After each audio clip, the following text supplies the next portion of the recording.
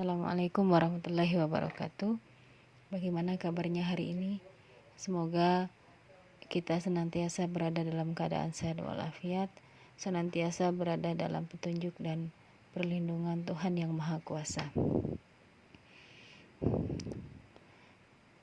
Mengawali pembelajaran kita hari ini, marilah kita sama-sama berdoa sesuai dengan agama masing-masing.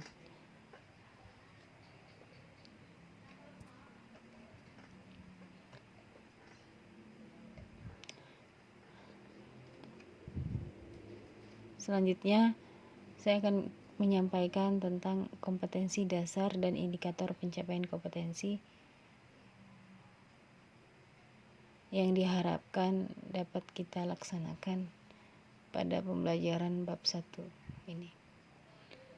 Kompetensi dasar 1.1 menghargai perbedaan sebagai anugerah Tuhan yang Maha Esa dalam rangka menghormati hak asasi manusia. Indikator pencapaian kompetensinya adalah ada dua. Pertama, menerima perbedaan sebagai anugerah Tuhan yang Maha Esa dalam rangka menghormati hak asasi manusia. Kedua, menghargai perbedaan sebagai anugerah Tuhan yang Maha Kuasa dalam rangka menghormati hak asasi manusia. Kompetensi dasar 2.1 bersikap responsif dan proaktif terhadap pelanggaran hak dan pengingkaran kewajiban warga negara dalam kehidupan berbangsa dan bernegara.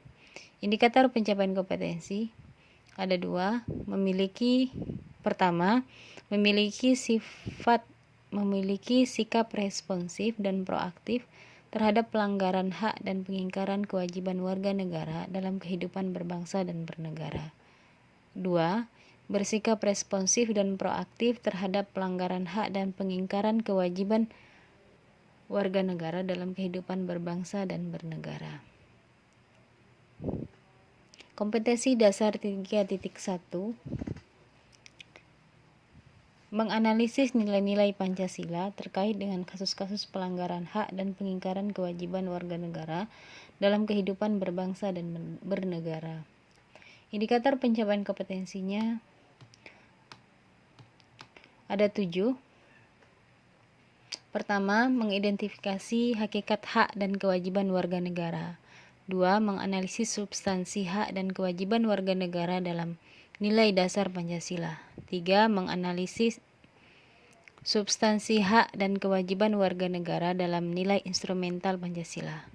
4. Menganalisis substansi hak dan kewajiban warga negara dalam nilai praksis Pancasila.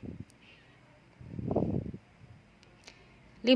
Menganalisis faktor-faktor penyebab kasus pelanggaran hak warga negara. Selanjutnya yang ke-6, menganalisis contoh kasus pengingkaran kewajiban warga negara. Ke-7, menganalisis upaya penanganan pelanggaran hak dan pengingkaran kewajiban warga negara. 8. Menganalisis bentuk-bentuk partisipasi masyarakat dalam pencegahan terjadinya pelanggaran hak dan kewajiban warga negara. Kompetensi dasar 4.1 menyaji hasil analisis nilai-nilai Pancasila terkait dengan kasus-kasus pelanggaran hak dan pengingkaran kewajiban warga negara dalam kehidupan berbangsa dan bernegara. Indikator pencapaian kompetensinya ada 2. Pertama, menalar hasil analisis kasus pelanggaran hak dan pengingkaran kewajiban sebagai warga negara, beserta solusinya sesuai dengan nilai-nilai Pancasila. Kedua, menyaji hasil analisis kasus pelanggaran hak dan pengingkaran kewajiban sebagai warga negara, beserta solusinya sesuai dengan nilai-nilai Pancasila.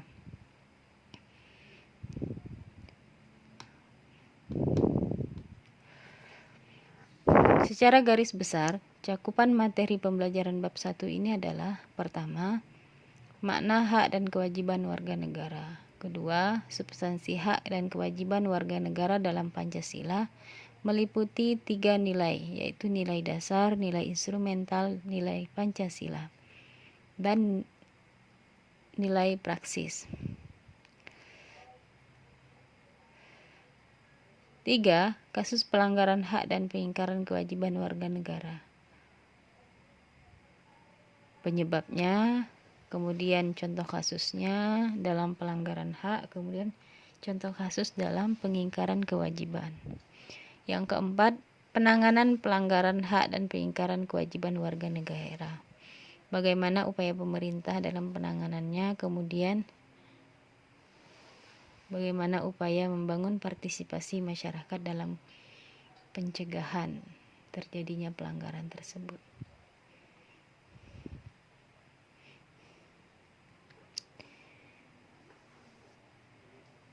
Selanjutnya kita mulai pembelajarannya. Bab 1, kasus-kasus pelanggaran hak dan pengingkaran kewajiban warga negara.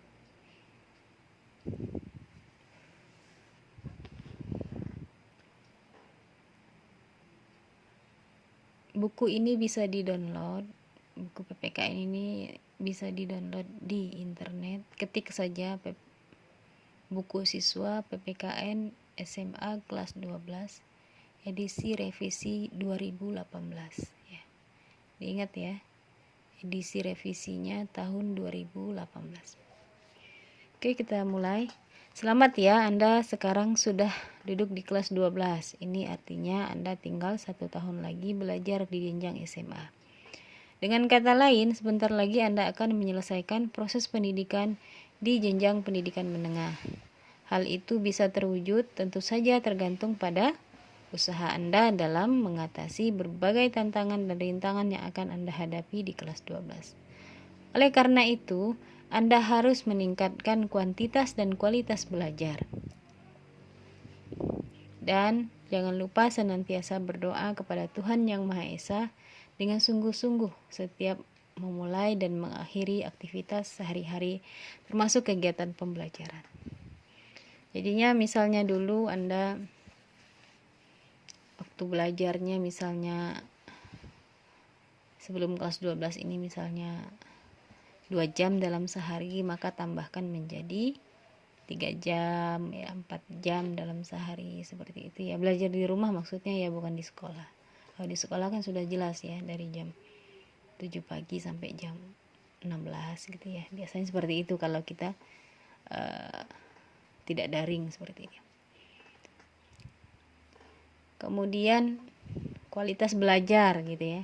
Bagaimana Anda meningkatkan fokus kita gitu ya.